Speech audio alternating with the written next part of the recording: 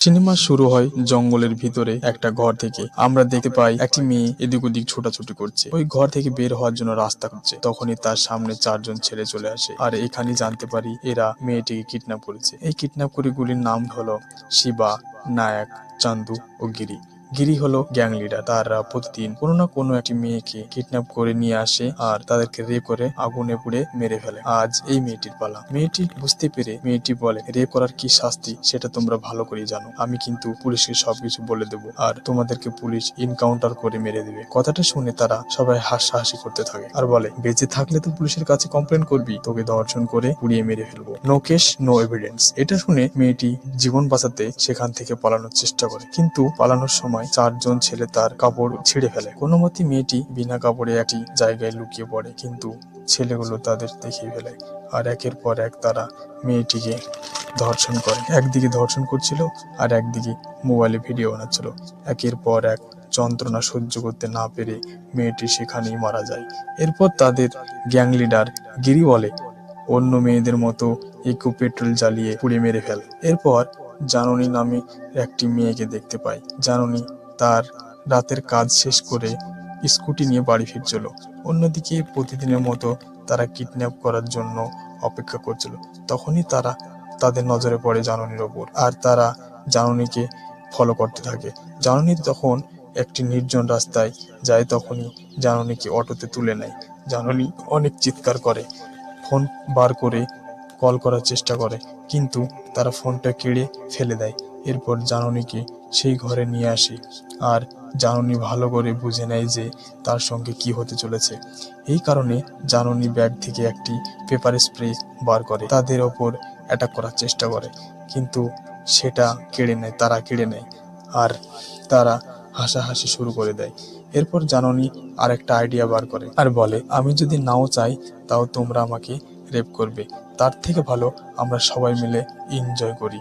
মানে আমি তোমাদের সাথে কোঅপারেট করব, কিন্তু একটা শর্ত আছে, এনজয় করার সময় তোমরা ভিডিও করতে পারবে না, আর আমি যখন এখান থেকে চলে যাব তখন আমি তোমাদের নামে পুলিশ কমপ্লেন করব না। জাননীর কথায় সবাই রাজি হয়ে যায়।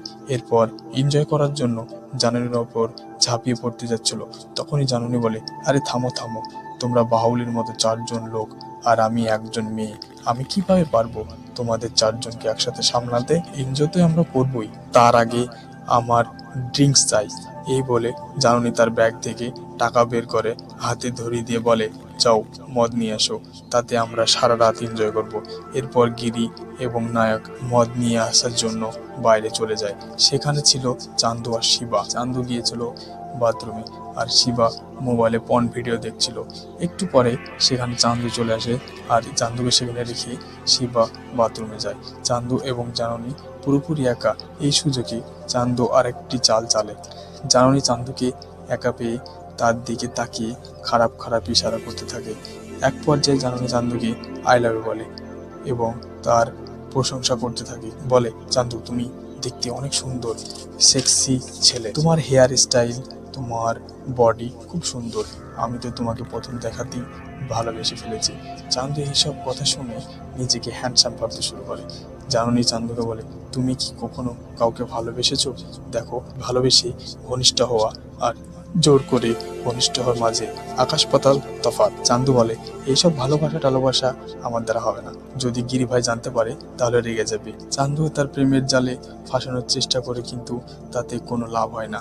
জাননী বলে, দেখো চান্দু, আমি তোমাকে অনেক ভালোবাসি। এই কথা বলে জাননী তার ওপরের প্রাইভেট পার্ট বার করে দেখিয়ে দেয়। এটা দেখেই তো চান্দু অবাক। দেখো চান্দু, আমি তোমাকে ভালোবাসি, এর থেকে বড় প্রমাণ কোনো মেয়ে দিতে পারবে না।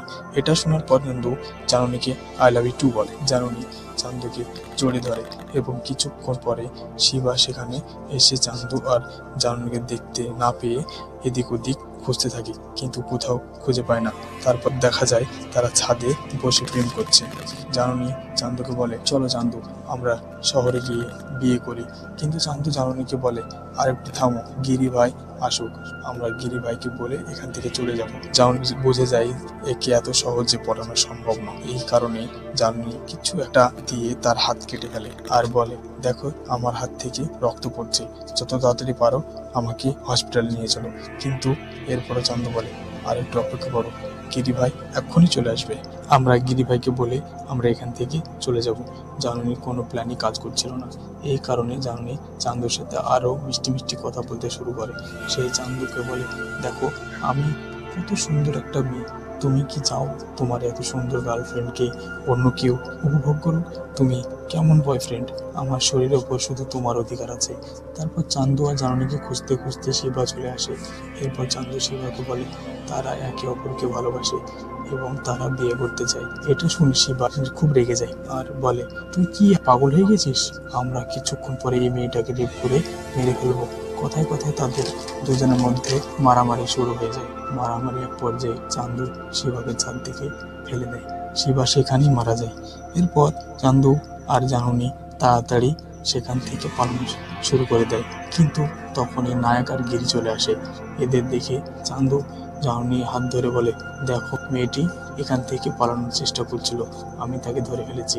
এরপর শর্ত অনুযায়ী তারা একসাথে সবাই মদ খাচ্ছিল, কিন্তু জাননী কোনো রকম চোখের ফাঁকি দিয়ে মদ ফেলে দেয়। কিছুক্ষণ পরে নায়ক শিবার কথা জিজ্ঞাসা করে।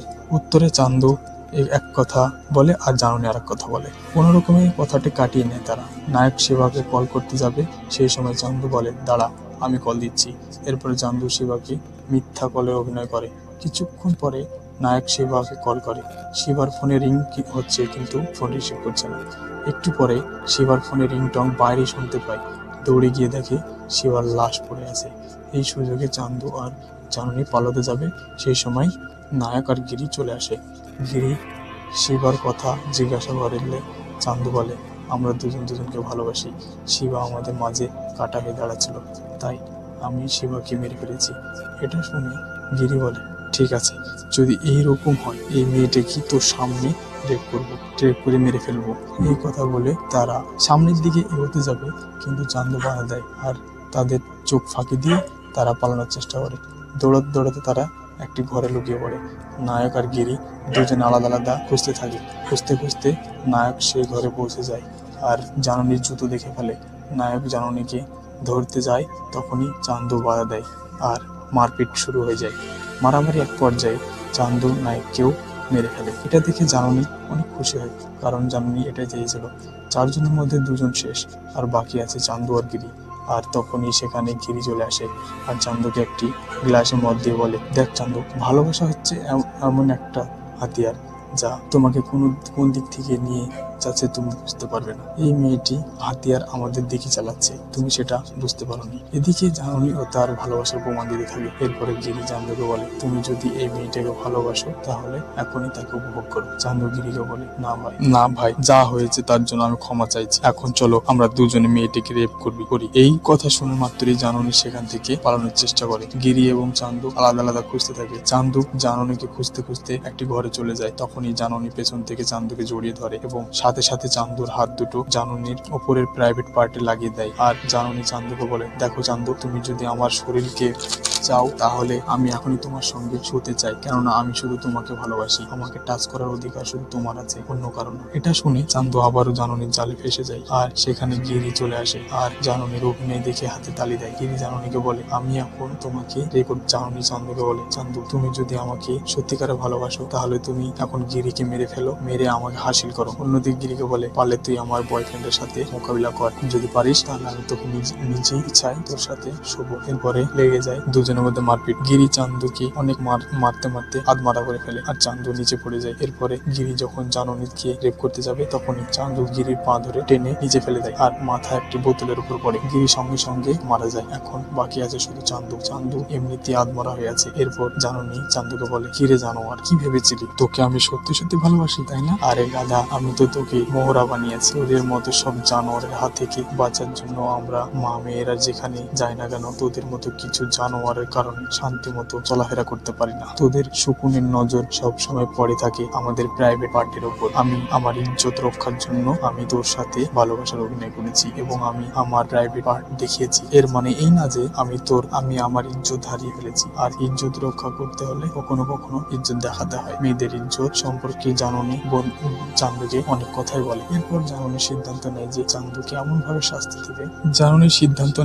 চান্দুকে এমন ভাবে মারবে যে যা দেখে অন্য রেপিস্টরা শিক্ষা পায়। চান্দু জাননীর কাছে হাত জোড় করে তার জীবন ভিক্ষা চায়। জাননী বলে, হয়তো তোদের কাছে এমন ভাবে সব মেয়েরা ইজ্জত রক্ষা করতে চেয়েছে, কিন্তু দিয়েছিস, তাদের ইজ্জত তো রক্ষা দিসনি, তাদেরকে আগুনে পুড়িয়ে মেরে ফেলেছিস। সেই হিসাবে তুই যে জীবন ভিক্ষা পাবি সেটা ভুলে যা। এই বলে চান্দুর প্রাইভেট পার্টিতে ফেলে। আর এইভাবেই জাননী তার জীবন ও ইজ্জত বাঁচিয়ে ঘরে ফিরে যায়। আর সিনেমাটি এখানেই শেষ হয়ে যায়।